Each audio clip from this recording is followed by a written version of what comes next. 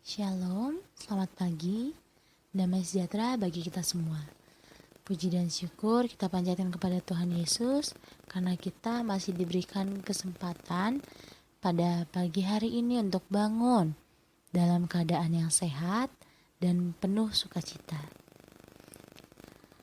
Oke, kita sebentar akan mendengarkan renungan ya. Sebelumnya, tapi kita akan berdoa dulu. Marilah kita bersatu dalam doa. Bapa yang maha baik, kami mengucap syukur atas semua berkat-Mu pada hari ini, karena Engkau telah memberkati kami, sehingga kami pada hari ini dapat bangun dalam keadaan yang sehat dan sukacita. Kami percaya Engkau selalu beserta kami, dan kami percaya bahwa kami dapat menjalani hari ini bersama-Mu. Bapa, sebentar kami akan mendengarkan renungan pagi. Kami mohon Engkau memberkati kami, memberi kami hikmat dan pengertian, agar kami dapat mengerti apa yang disampaikan pada renungan pagi hari ini.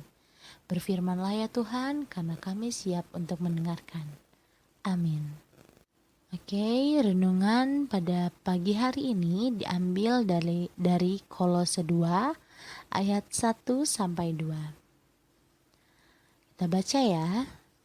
Karena aku mau supaya kamu tahu betapa beratnya perjuangan yang kulakukan untuk kamu, dan untuk mereka yang di Laodikia, dan untuk semuanya yang belum mengenal aku pribadi, supaya hati mereka terhibur dan mereka bersatu dalam kasih, sehingga mereka memperoleh segala kekayaan dan keyakinan, pengertian dan mengenal rahasia Allah, yaitu Kristus. Baik, di renungan kali ini kita akan membahas tentang perjuangan. Ada kisah seorang anak yang sedang memperhatikan seekor kupu-kupu yang tengah berusaha keluar dari kepompongnya. Merasa tidak tega, anak tersebut pun berinisiatif untuk menarik kupu-kupu itu dari kepompongnya. Betapa terkejutnya dia saat menyadari bahwa kupu-kupu yang ditolongnya itu bukannya keluar atau terbang bebas, justru malah mati, karena sayapnya itu tidak bisa dibentangkan. Hidup adalah perjuangan, sama seperti kupu-kupu yang seharusnya berjuang sendiri untuk keluar dari kepompong.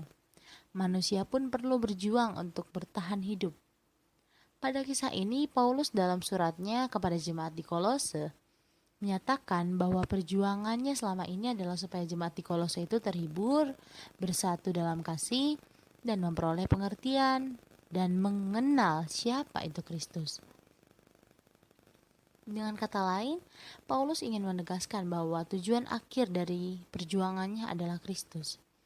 Paulus tidak ingin jarak yang memisahkan dirinya dengan jemaat di Kolose menjadi alasan bagi mereka untuk meninggalkan Kristus. Paulus juga tidak ingin agar semua orang di Kolose itu semangatnya itu padam. Paulus ingin agar jemaat di Kolose itu, terutama ya jemaat di Kolose, agar mereka itu semakin berapi-api justru. Mereka semakin haus dan lapar akan firman Tuhan. Mereka semakin memuliakan Tuhan. Karena Paulus tahu bahwa kehidupan manusia itu penuh dengan perjuangan. Perjuangan itu adalah salah satu proses yang Tuhan berikan agar manusia baru dapat dibentuk sesuai dan seturut dengan kehendak Tuhan. Di kisah ini Paulus menegaskan kepada kita semua bahwa perjuangan itu bukanlah hal yang mudah.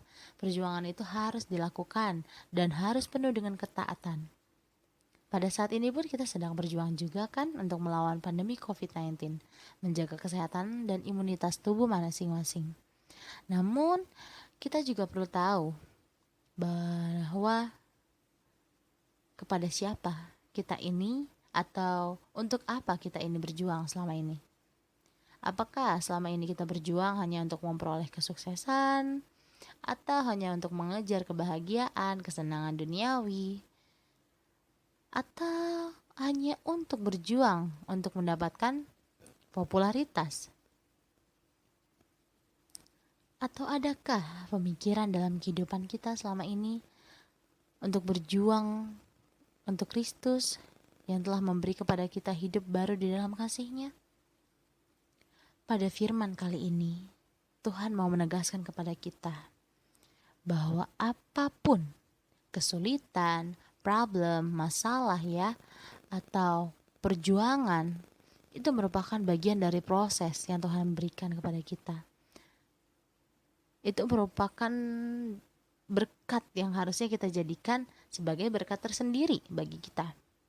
Bukan karena kita menderita, melainkan karena kita ingin belajar, melainkan karena kita ingin bertahan bersama-sama dengan Tuhan, melainkan karena kita ingin berjuang bersama-sama dengan Tuhan.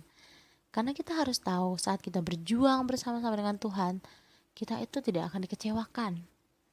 Tuhan yang akan selalu memegang kita, Tuhan yang akan selalu bersama-sama dengan kita. Kita tahu bahwa dalam setiap proses, setiap perjuangan, itu akan menghadapi yang namanya jatuh bangun. Di saat itulah kita tidak dapat mengandalkan siapapun.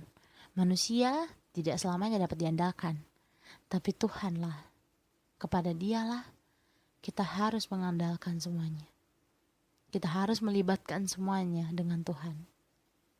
Karena apapun tujuanmu saat ini, mau itu dengan judul apapun tujuanmu saat ini, libatkan Tuhan, jangan lupakan Tuhan. Karena hanya bersama-sama dengan Tuhan, maka kamu akan menang dengan penuh kepuasan yang akan kamu raih bersama-sama dengan Dia. Amin. Baik, renungan kali ini akan berakhir. Sebelumnya kita akan berdoa dulu ya. Marilah kita bersatu di dalam doa. Terima kasih Tuhan, karena pada renungan pagi ini Engkau telah berfirman agar kami dapat berjuang bersamamu. Tuhan, bantu kami dan tolonglah kami agar kami dapat mengetahui apa yang sedang kami perjuangkan saat ini. Karena mulai saat ini kami mau percaya, saat kami berjuang bersamamu kami akan menang, kami akan berhasil. Dan kami yakin saat kami mengalami jatuh bangun dalam proses perjuangan kami, Engkaulah satu-satunya sosok yang akan memegang tangan kami.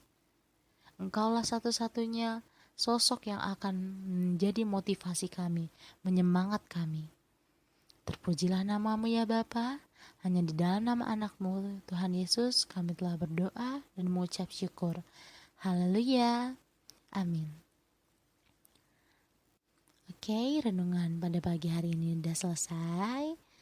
Semoga apa yang disampaikan, apa yang difirmankan pada pagi hari ini dapat memotivasi kita, dapat menjadi sebagai pondasi kita agar kita tetap percaya kepada Tuhan, agar kita tidak melupakan Tuhan sedetik pun, karena Dia juga gak akan pernah melupakan kita.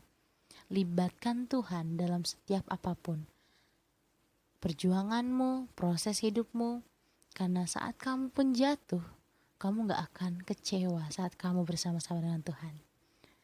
Amin. Shalom, selamat pagi. Tuhan Yesus memberkati kita semua.